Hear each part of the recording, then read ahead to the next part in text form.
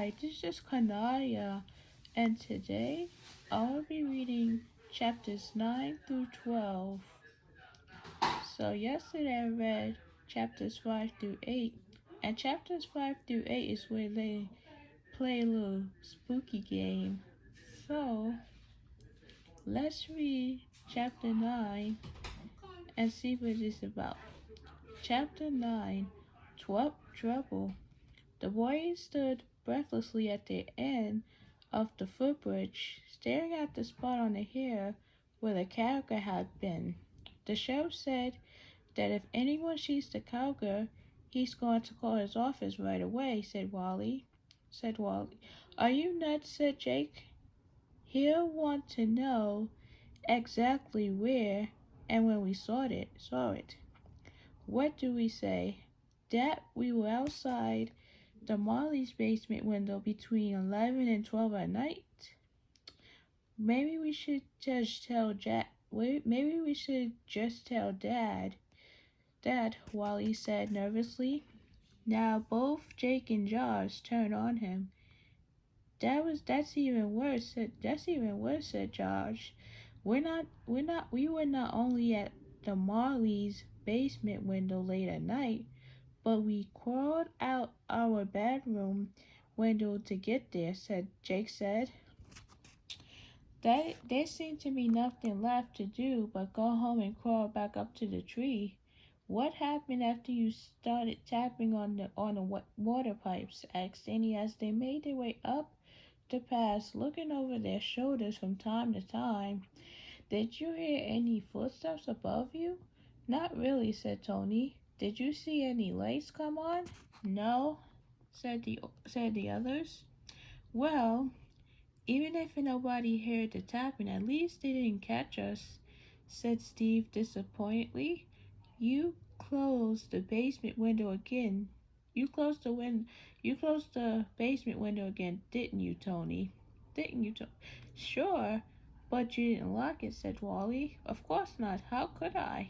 Now remember, said Steve, we're not going to say one word to the girls about this. So remember, they don't want the girls to know about this situation. So don't even mention March 22nd. If they did hear something and suspect us, that'll really throw them. They'll be waiting to see if we say anything, which will prove us guilty for sure. Right, said Jake. Don't mention it to Peter or Don neither. They'll spit the beans the first time they open their mouth. Trying to get up the tree proved to be a lot more different. It'll be a lot more difficult than coming down. Why don't we move Wally up? He can unlock our bedroom door, sneak downstairs, and open the door for the rest of us, Jake suggested. He's the lightest. Through Wally. This always happens.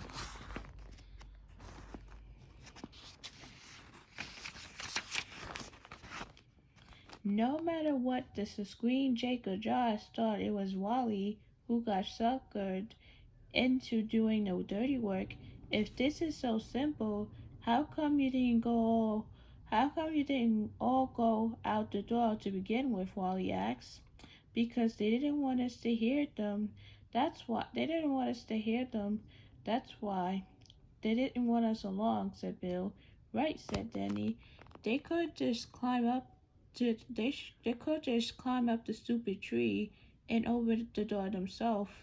On the other hand, Wally thought it was too cold out here, and there was a cowgirl lurking about, and Wally was lighter than neither Bill or Danny, and there was a half-eaten bowl of popcorn waiting back in Wally's room.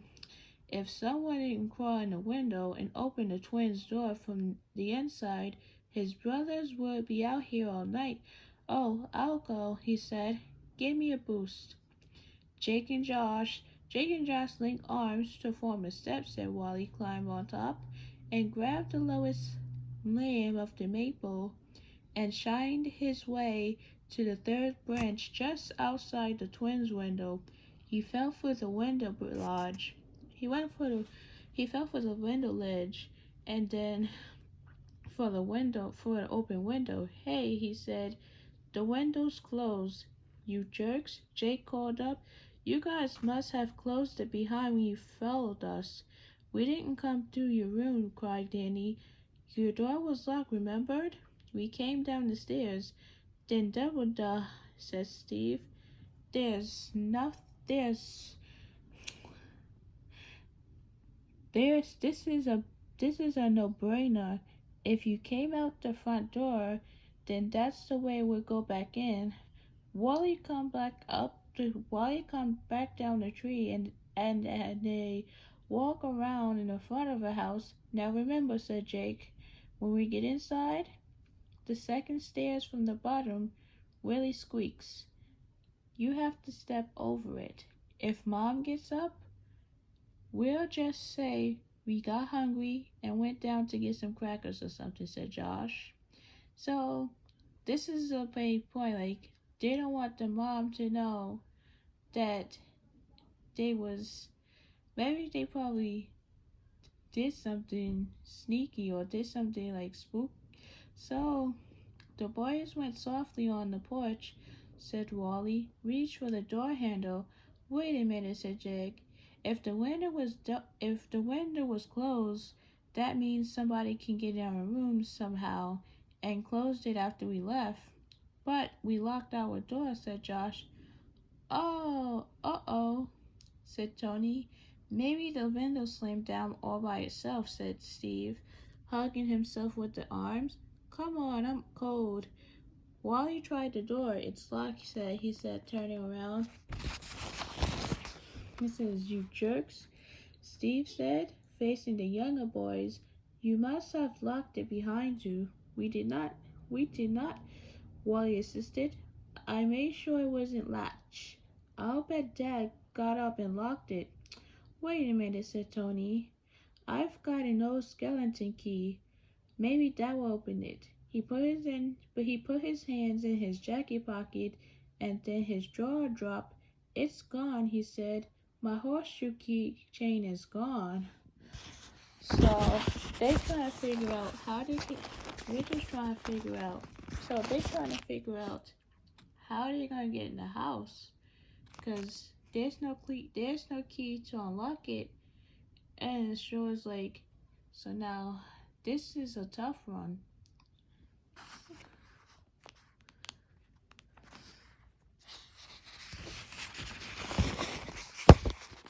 So what do you mean gone? Asked Steve.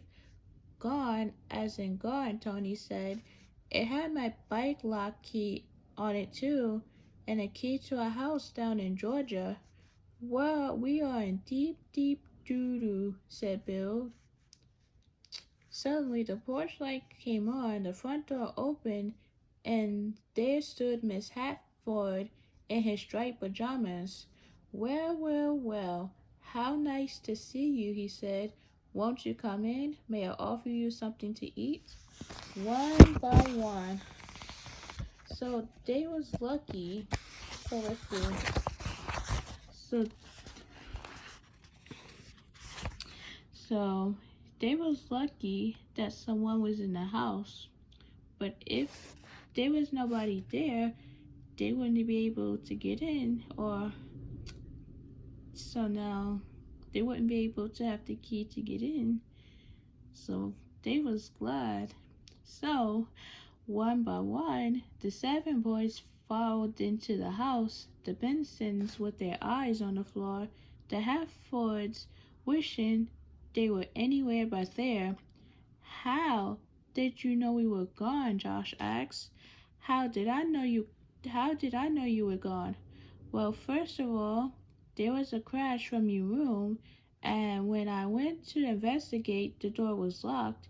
No one came when I knocked. Second, after I got the screwdriver from the basement and got inside, I found your window wide open. The wind had blown a poster down off the wall, and when it fell, it knocked over your soda can pyramid. It didn't take much of a brain to figure out just how you guys got out. Then, what you did after you got out is something you'll have to tell me. Wally actually felt relief. Now that their father knew they'd been outside, there was no need to keep the Coker secret. We just want to go out and horse around, said Josh. We didn't want to wake anyone. So, how horse around at the Molly's house by chance? Asked himself, asked his dad. Asked his dad. Well, sort of, said Josh. I mean, we walk across the yard. So they just went outside and then walk across the yard. Well, and did the Molly girls sort of come outside and horse around with you? Wally was surprised to see the older boys blush. Of course not, said Jake. They didn't even know we were out there. Wally saw his chance to change the subject, but Dad, we saw the cougar again. It came right over to us. Yeah, said Jake. It nosed on my face. It bumped right into me. What? Cried Mr. Hatfield. It did, said Jake. I'm glad that the conversation had taken a new direction. I thought the other guys were fooling around, bumping into me, and when I looked, it was a cougar. His voice was still shaking. It was like sniffing me out or something. And when I yelled, it bolted and ran. Boys, said Mr. Hatfield, you shouldn't have been out there. I'm going to call the sheriff in the morning. He figures it might have been somebody's pet that got away. So Dad is telling them, do not run around the backyard or do not run around. Well, their dad told them that they shouldn't have run around their backyards because it's not safe. And now he has to call the police in the morning. So he figures out it might have been somebody's pet that got away, and if that person didn't have a permit to keep a wild animal, he's not about to report it and get in trouble. That may be why he's hanging around so close to town. Either that or it's getting mighty hungry. You boys get to bed, and we'll have to go over the house rules tomorrow. No more sneaking out at night. You know that these kids, these kids were sneaking out of the house, and now the dad is disappointed because, there's no sneaking around at the house, and now he has to call the police on one of those boys. Not good. No more sneaking out that night, or I'm going to I'm going to ground you for the whole week. Understood? Oh, Dad is not playing. This is not going to be a good feeling. Wally and Jake and Josh nodded. And your Bensons too, Mr. Hatfield said. The Bensons nodded. Good, said Mr. Hatfield. Gratefully, the 7 boys went upstairs. In the twins' bedroom, there were empty Coke and Sprite and Mountain Dew cans scattered all over the floor. Well, at least we didn't get in big trouble, said Josh. Not yet, anyways. Yeah, I'm in big trouble, said Tony. I lost my keychain, and I don't know where to look for it. So chapter 9, there was a problem with chapter 9. So chapter 9 says, after those boys snuck out of the house to go fool around the backyard, and then after they snuck out of the house and the dad had to came to the door and see what those boys were at, and the dad was disappointed in them, saying that they're not supposed to do it because that's the way that how I feel in this story of chapter 9. I wasn't too happy because the boys snuck out of the house and the dad had to find out what they did. So now he had to call the sheriff in the morning. And now, let's see. So now we're gonna move on to chapter 10, a ghostly gathering. So as soon as Miss Molly left for the meeting of the faculty wife, Eddie phoned the Halfords. The girl had spent an hour in Bev's room that morning rehearsing just as what they were going to say, and felt they were ready as soon as it felt they were as ready as they ever be. There were 3 rings at the other end before someone answered, and Eddie held the phone away from her ear so that Beth could hear too. Hello? It was Josh's voice. Hi, Jess. Hi, Hey, hi, Josh. It's me, Eddie. It's Caroline, who was listening on the phone upstairs, had never heard Eddie talk like that.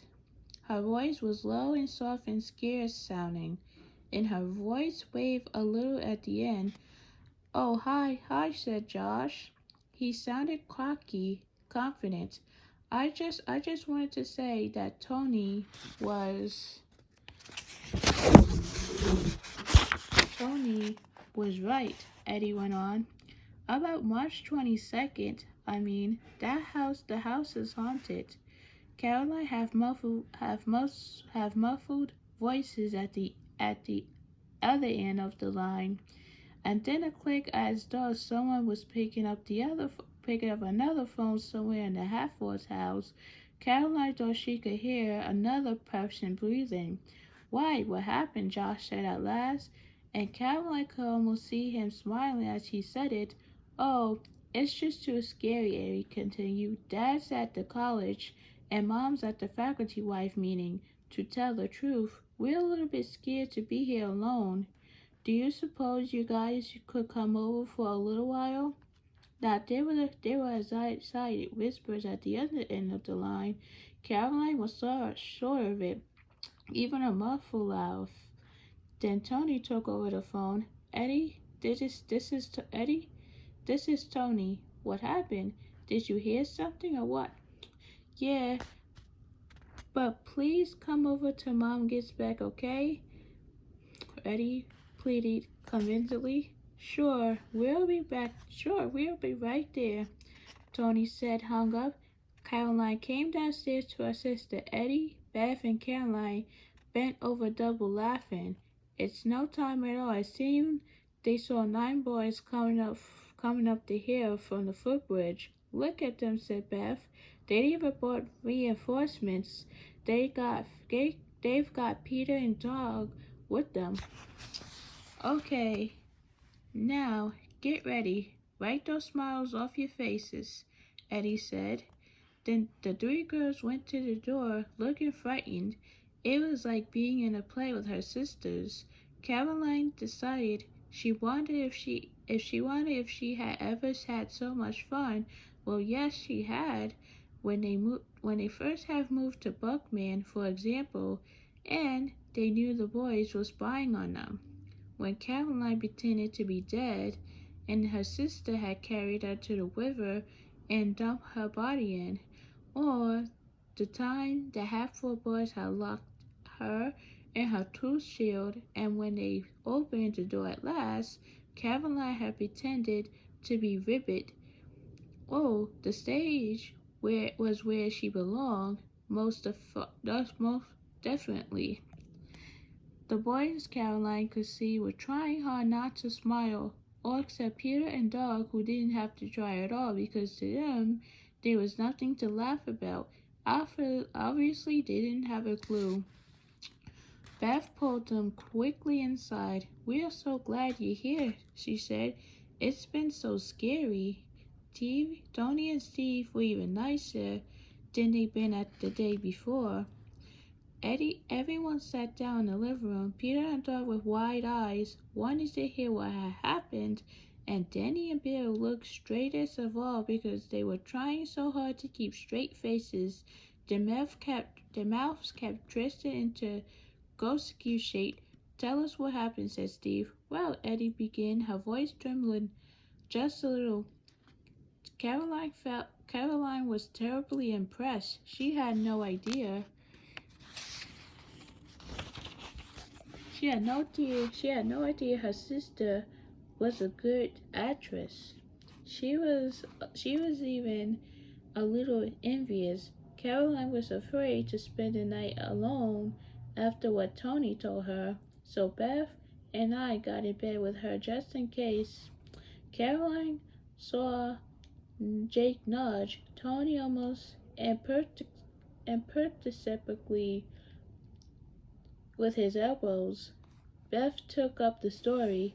Everything was quiet until 11 o'clock, maybe later, and then when we heard it. "Heard what?" said Tony. "Did you hear that? Did you hear the tapping I told you about?" "Yes. It was just like you said," Eddie answered. "Sort of tap, tappity, tap, tap. It could have been the sort. It could have been the rhythm of a song. It was Annabelle." So now Tony is mentioning her name again. It was Annabelle. "I know it." "Well, Caroline." She saw Wally and Bill and Danny put their heads down so that no one could see their faces, and then Eddie went on. "It happened." The boys jerked to attention. "What happened?" asked Tony. "We saw her, of course," said Beth, wrapping her arms around her body as though to stop the shaking. Who said who? Said Steve and Josh together. "Annabelle. It had to be her," said Eddie. "Huh?" said Tony. "Well, we don't know that for sure," said Beth, "but it had the shape of a young girl." And what did the boys cry together? "The pale blue light," said Eddie. "It was coming right through the wall with the—" "Wait a minute, wait a minute," said Tony. "First you heard a tapping, then—" Beth and Caroline nodded. Just before midnight," Eddie went on, her eyes huge. "So she's telling the other girls are telling the boys the story about Annabelle. There was this pale blue light. Caroline took over again. We all sat up together to see where it was coming from, and right out of the wall where the old panel had been, coming to this blue light, first her head, then her body, her arms and legs, but it was her voice that I never forget as long as I live," cried Beth, covering her face with her hands. What did she say? Gasped Peter. "It was more like a wail," said Caroline. "No, like a moan," Beth said. "No, it wasn't. It was a screech, an angry screech," Eddie insisted. But she kept saying the same thing over and over. "Oh, nee, oh, nee, oh, nee," asked Steve. "What was she, an Indian?" The boys tried to laugh but didn't succeed. It was hard to make out what she was, but if I had to guess, I'd say a young girl. I couldn't tell anything else. "A young girl in pain," said Eddie. "But she just kept looking all around and wailing as though we weren't even there," said Caroline. Beth took up the story. "We kept asking her, 'What do you want? Maybe we can help you.' But all she said was, 'Where is he? Where is he?'" "Then what?" asked Wally, his eyes unblinking, his lips so dry they stuck together.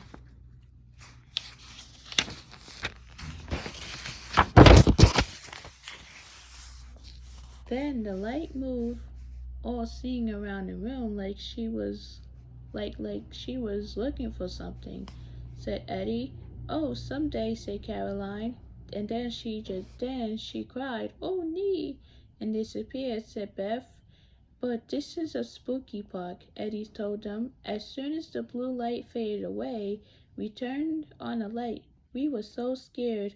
Caroline shivered. "And right where the blue light had been, we found this," said Eddie. She held up her hands and unfolding her fingers. There lay a horseshoe keychain with several keys attached. Tony's mouth fell open. It's mine," he said. The girls looked at him to mock honor. Yours," said Caroline. She must have been saying, Tony, Tony, said Wally softly. The boys looked at each other, not quite believing then at the girls, and suddenly, from somewhere in the house, came a thinker, a thinker, a thinker, a thinker. "The ghost," yelled Peter as he dived behind a couch. So now chapter 10 was a little similar to 9. Like, chapter 10 is where these girls told the story about Peter, about Annabelle. Like, Annabelle didn't exist in this story. It's like a girl, like, so now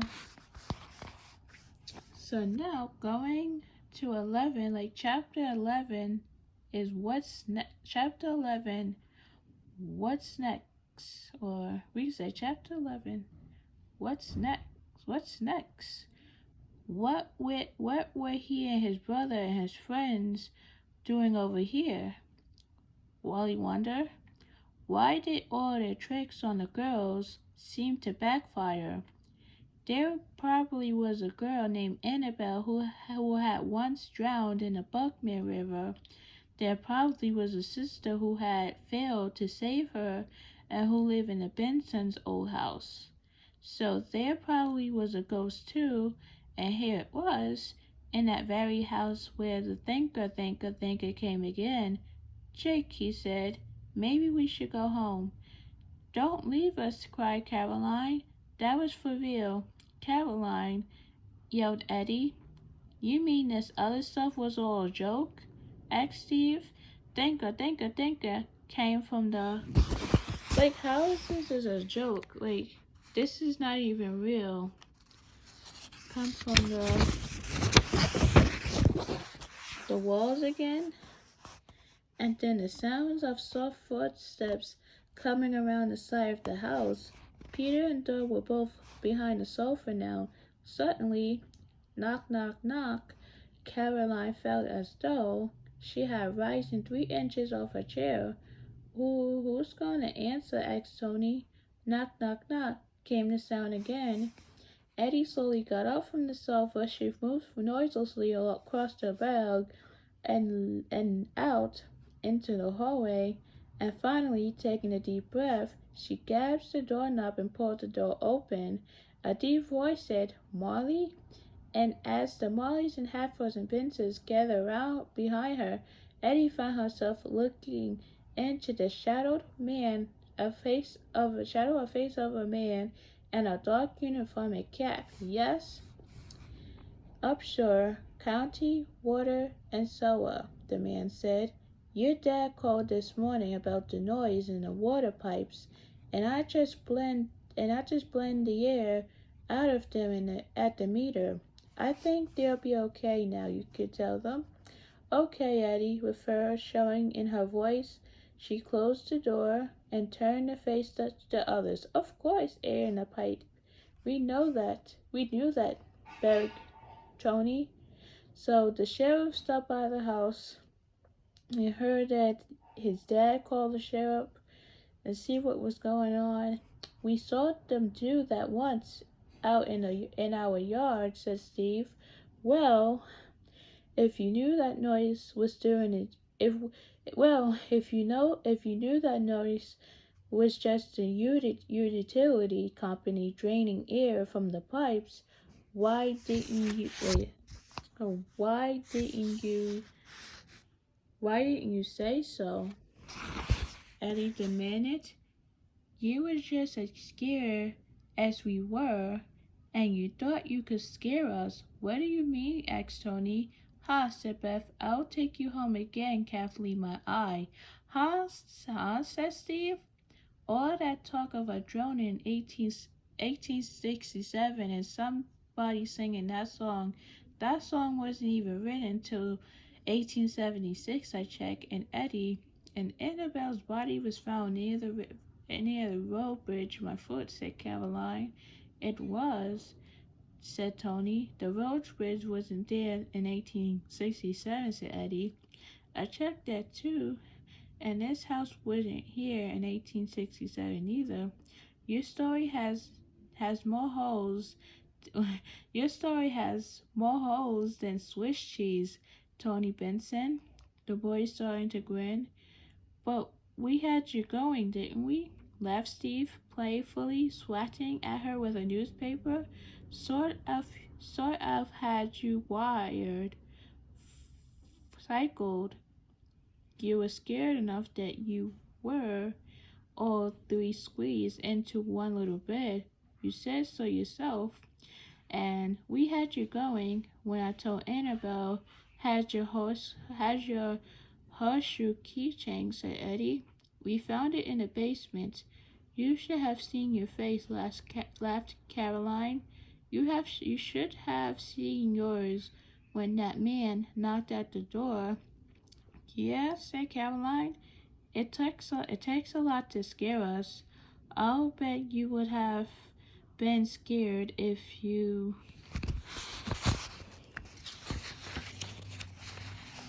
So let's see. Let's see who found this key. I think the.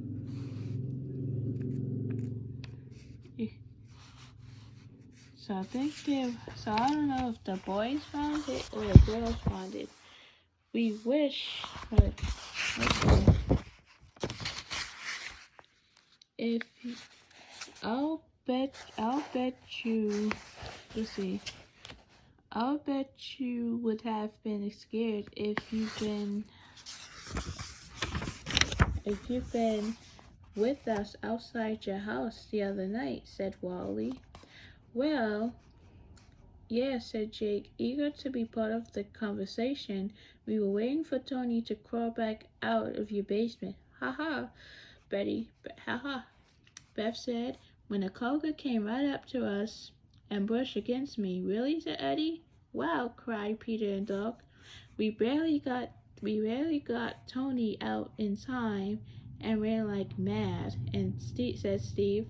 Did it try to eat you? Asked Doc. I don't know what it was trying to do. Check us out, maybe, said Josh. The sheriff says you sure you didn't. The sheriff says you sure don't see many around here.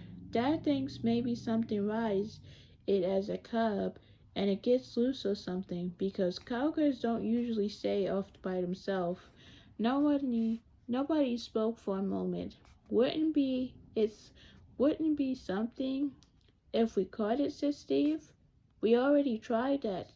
We already tried it. Steve said quickly. We set up a trap in our backyard with bait and everything. What happened, asked Bill. We caught Caroline instead, said Wally. Everyone laughed, including Caroline. Were you using for a trap? What were you using for a trap? Asked Steve. A big crate pop up on a stick, said Josh. Steve shook his head. You need something bigger than that to catch a cougar. Why don't you try to trap it in our old garbage? Oh, sure, said Eddie. Dad's going to let you do that. All you have to do is to talk him into a parking outside for a couple of nights, Steve told her. Yeah? And how are you going to persuade the cowgirl to march into your garbage and wait until to call the sheriff? Asked Jake, annoyed that Steve just seemed to be taking over. That's the hard part. So now they're trying to figure out how are they gonna get that cowgirl into the garbage. I don't need. So that's the hard part, Steve admitted. Wouldn't it be something though? Wouldn't it be something though? If we did catch it, we get our names in the paper and everything. We get our pictures in the paper. We get a picture in the paper along with the cougars, said Caroline. Sure, said Wally. You could even pose your arms around his neck, Caroline. Kiss him on the mouth if you want. Bill and Danny laughed, but Steve looked thoughtfully. What if he began and thought some more? What if we were locked it? What if we would leave the door of garage open some nights and put a chicken in there? And what if one of us was sitting up on a loaf to pull the door shut where it happened? Wait, said Josh. You're going to keep a live chicken waiting around an open garage for a chicken from the store would probably do, said Steve. Even if it worked, that cougar would bound into into the garbage, snatch up that chicken, and be gone before you can blink, said Beth. Yeah, said Steve. Yeah, Steve, said Jake. No, I've got it, Steve said. We're buying this roasted hen, see? And then we get this really strong wire and we fasten it tight to the chicken. So when the cowgirl tries to run off with it, he really has to work to get it free. And meanwhile, the guy and the loaf will probably have a heart attack, said Josh. And the boys laugh all but Wally.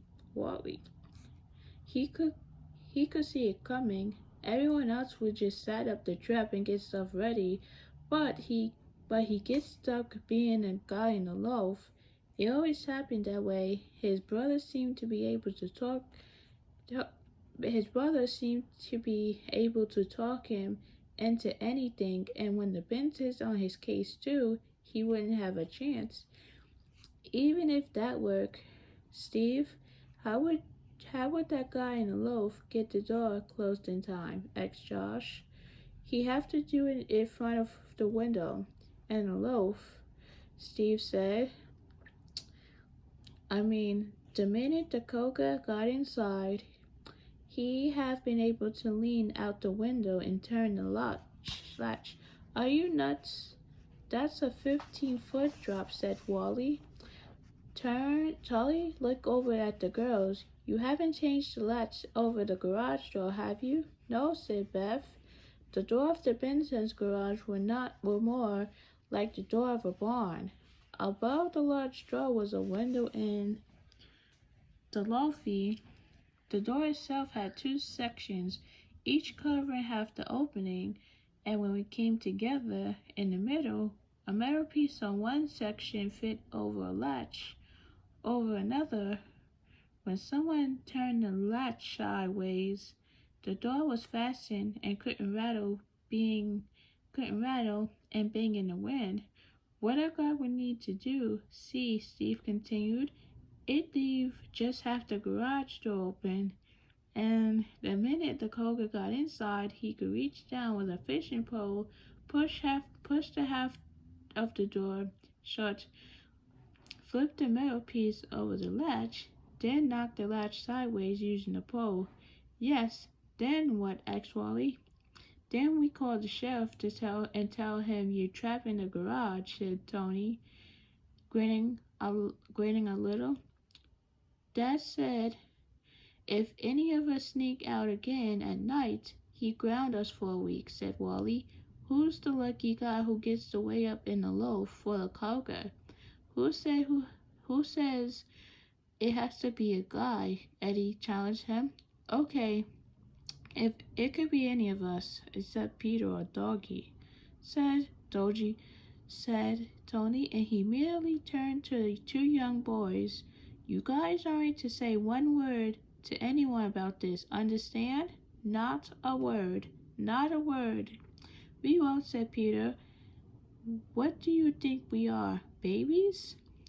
There was a silence for a moment. In one way, each of them wanted the job, and in another way, no one wanted. So they don't want their parents to find out about this, but it has to be between them.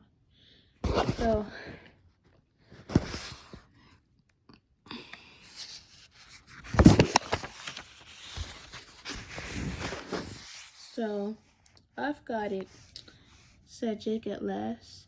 Let's put our names in a hat and mix them up, and have somebody draw whose name is drawing is the person who will spend the night in the loft, and wait for the call girl.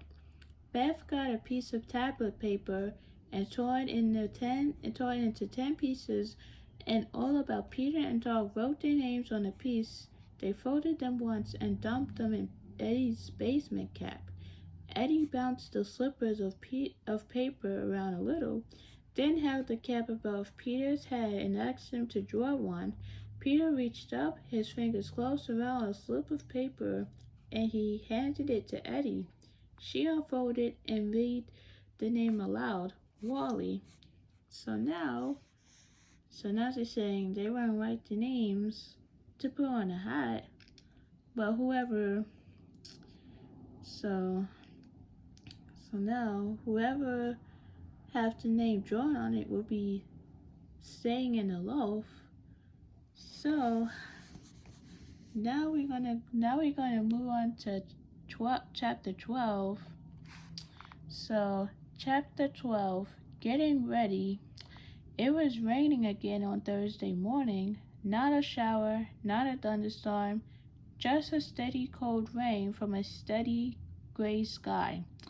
Perfect, Eddie said to her sister as she trooped downstairs to breakfast.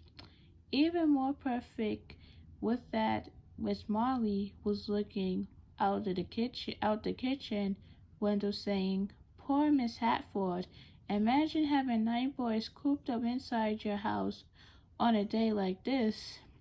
Most of the houses in Buckman, near the college anyway, were old and big, but they weren't big enough where it seemed to matter. A few had wrapping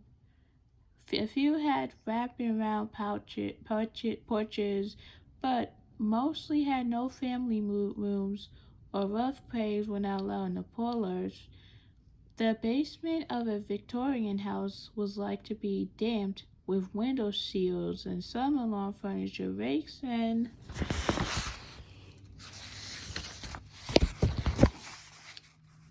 shovels and Christmas decorations all stored in its corners and along the walls.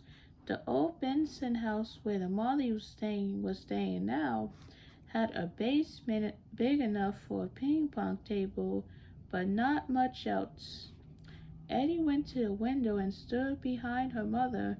"Yeah, it's too bad, all right, but I invited the guys here." "Oh, Eddie," said her mother, not with all this rain. Even if they stay in the basement, even if they stay in the basement, there'll be tracking mud all over the place." "Well, it seemed the polite thing to do," Eddie answered. Make them stay inside. We can't very well make them stay outside," added Beth. Mr. Marty was checking the weather forecast in the newspaper. "Rain all week," he said. "I guess that's a chance you take over spring vacation." Eddie gave Caroline her clue, so now we know it's gonna rain all week because the dad checked the weather in the newspaper. "I know," Caroline said brightly. "Why couldn't we play in a garage? We could turn it to a clubhouse or something. Just for the rest of the week, and all 12 of us can hang out there."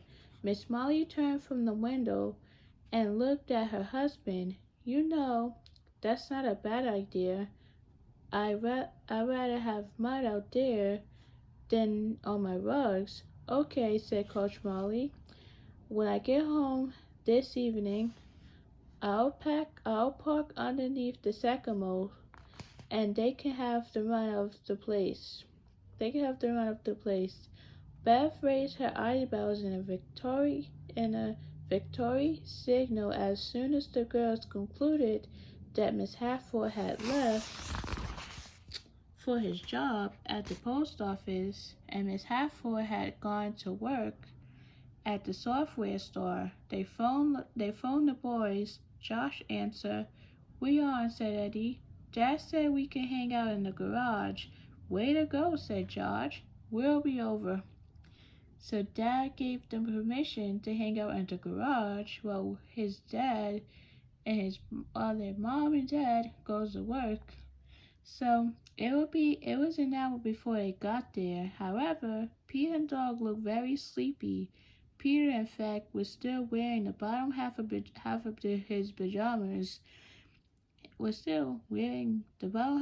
pajamas. And Caroline realized that the older boy had probably forced them to get up, since they weren't supposed to be left at home alone. But the older boys had come prepared. Jake was crying in the sleeping bag. "Okay, guys. Peter, Dog, follow me," he said. And he climbed up the ladder near to the inside wall of the garage. Jake disappeared through an open square in the floor above them. The open garbage like a barn had loaf at the top where the Bensons and now the Marleys store window screens. The center of the loft was just big enough for the older boys to stand up in. Everyone followed Jake to the floor above, where he tossed the sleeping bag onto the floor, and Doug and Peter, giggling, crawled into it, more awake now than sleepy. The others sat on the floor, listening to the rain, drumming hard on the roof above. "You know, I don't see how this is supposed to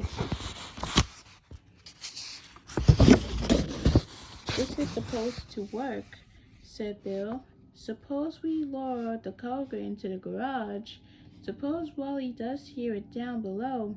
How is he supposed to crawl over to the loft window, stick the fishing pole out, push the door closed with it, flap the metal plate over the latch, and knock the latch sideways with the fishing pole, all in the dark?" The boys looked at the girls, and the girls at the boys. "He's right," said Jake finally. It won't work. The Coker's not going to sit down and politely eat his dinner while we lock him in." "Okay, plan B," said Steve. "What's plan B?" asked Eddie. "I don't know," Steve said. Shoulders slumped and the loaf became quiet again. "We've got to think of something," said Tony. We're so close. You just know that Coco will be back again if we traps it. If we traps in around when we didn't have any food out there. You know that with a fat roasting chicken, it would probably come inside long enough to grab it. "More sense," finally Eddie said. The only way that makes sense is for Wally to be hidden on our back porch instead of the loaf.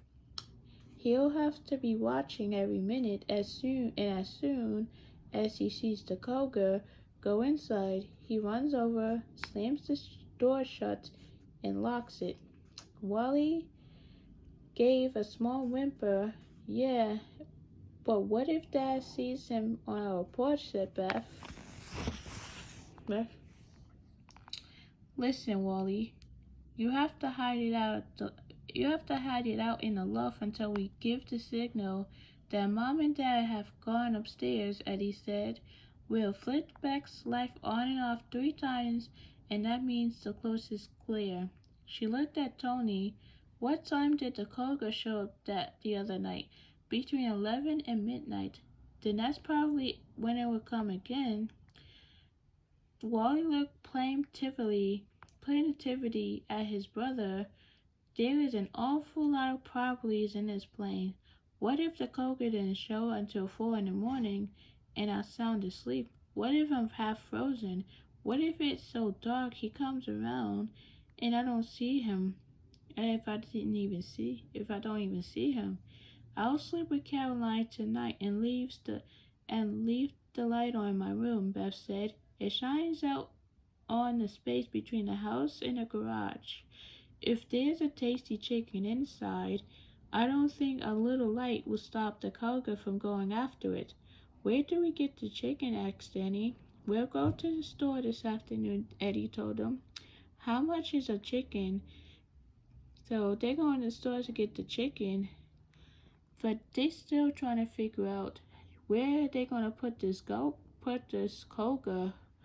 So Caroline asked her sister where the boys had gone home for lunch. I don't know. Going home for lunch.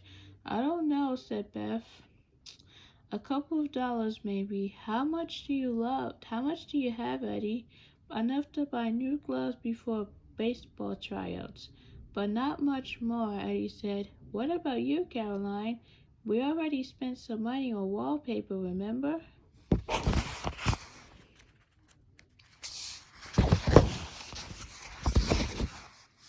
$1.50, Caroline said. They pulled their money and came up with $3.25. How come the boys aren't forking over anything towards this chicken? Asked Caroline. We didn't ask them to, said Eddie. But anyway, if we catch the cougar, it would be at this house, and we'll get our names in the paper. Sure, girls moved by cougar, said Caroline. Oh, hush, said Eddie. Let's go to the store. With Miss Molly at the dining room table, writing letters, Eddie, Beth, and Caroline put their yellow waterproof jackets and slouched to the store where their mother usually shopped. What can I get for you girls? Said the butcher asked. How much is a chicken? Asked Eddie. Whole or cut up? Said the butcher. The girls looked at each other. Which do you think the coker would prefer? Beth whispered. I think he liked it in pieces, easier to eat. But a whole chicken would seem more like nature in the wall, said Caroline. Whole, Eddie told the butcher. So they go into the store to get the chicken for the cougar. For the cougar, the man named his price. It's a nice, plump chicken. He said, We don't have that much, said Eddie. How much is a scrawny one? The butcher frowned. I don't think your mother would be very happy with that. I know the kind she likes. Well, this is sort of well, this is short of an unusual case. Scrawny would be fine. Scrawny would be fine, Eddie said. As the girls left the store with their purchase, Beth said, Suppose the coker doesn't come tonight. Maybe we should keep the chicken up in my room and try again tomorrow. We have to, said Eddie. We can't buy a fresh one every day. This is our only chance. This is our only chance. Maybe the ripper it gets, the more it will smell and attack the coker, Beth suggested. And we'll have every animal in the neighborhood in our garage, said Eddie. That's when the coker will straight, I'll bet. It may not be interested in a dead chicken at all. Maybe what really wants to live is meat. Well, maybe it really wants is to live meat. A cat or a dog, or maybe even a Buccaneer's 9-year-old girl. But we'll have to take the chance. The boys came back later that day, and they all played cards in the loft while Dog and Peter took turns trying parachutes in their GI Joe dolls and dropping them out the loft window. Eddie had reached up a light in the loft, and Miss Molly let them take out a pile of old cautery crash cushions to sit on. So the loft had become more inviting places. As a surprise, Miss Hatford ordered some Kentucky Fried Chicken to be delivered on them in the garage. So it's like KFC stands for Kentucky Fried Chicken. So KFC stands for Kentucky Fried Chicken. So Miss Hanford ordered them some KFC or KFC and being delivered in the garage. And the 12 had a butcherous picnic, trading pieces of chicken for extra biscuits or bartering for an extra can of pop. Boys, Coach Molly called out. Around 7, the Halfboys want you home now, so pack it up. Up in the loft, Eddie crawled around, gathering up all the leftover chicken bones and put them in a sack for the garbage. One by one, the Mollys and Halfboys and Vincents climbed down the ladder into the garage below. You better come on home, Wally, and sneak back later, said Josh. If Mom sees you around for a while, she probably won't discover you're missing later. Yeah, said Jake. If Josh or I were gone, she'd know right away we were up to something. And if Peter wasn't there, she'd notice. But if Bill and Denny are in your room and your bed has a couple of pillows in it, she won't think to ask when you're the middle child. You can get away with murder. The boys went off the hill towards the swinging bridge, and the girls went back inside. I put that roasted chicken in my closet, said Beth. When do we put it in the garage? Not until Wally gets back, that's for sure, said Eddie. Around 10 o'clock, after her father had locked up for the night, Caroline saw the beam of a flashlight bobbing about in the loft and knew that Wally had come back and was waiting for their signal.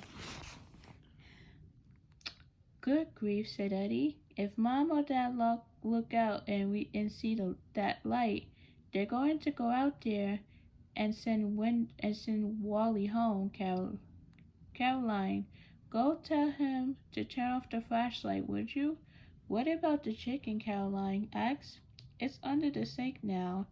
As soon as the folks go upstairs, I'll sneak out and wire it to a pole back of the garage, Eddie said. Caroline heard the parents' footsteps going upstairs. She took her jacket off her peg by the back door silently, pulled the open door, and stepped out into the cold night air.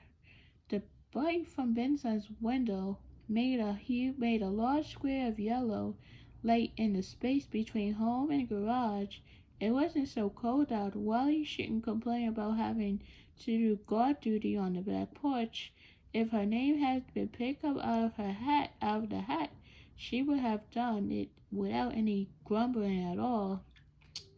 She had started down the porch steps when something caught her eye. She stopped, one foot in the air, motionless, staring hard through the darkness, just to the left of the garage. And then she saw it where it was, and her heart almost stopped. The cowgirl. The animal came stealthily out from the evergreens, sniffed at the air, and looked about, its tail twitching, then hugging the side of the garage, staying in the shadows. It moved suddenly to the open door and stopped again, eyes and ears alert, and suddenly dark inside. The KFC, that must be what the big cat was after.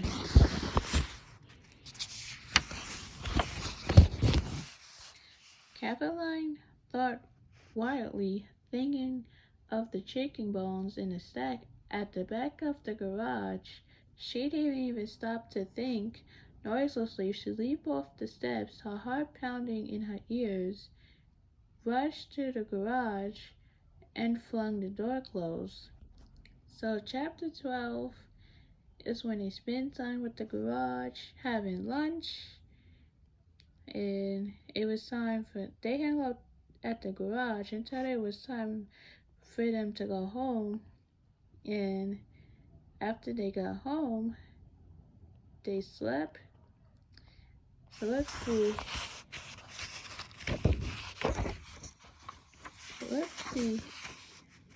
What even flashlight. So after 10 o'clock, they saw the let's see. Caroline saw the flashlight. So now this is it for the story.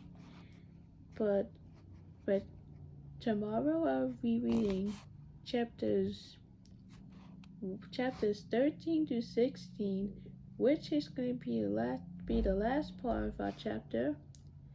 So hopefully you enjoyed this video. Thank you. Thanks for watching, everyone. See you in my next video.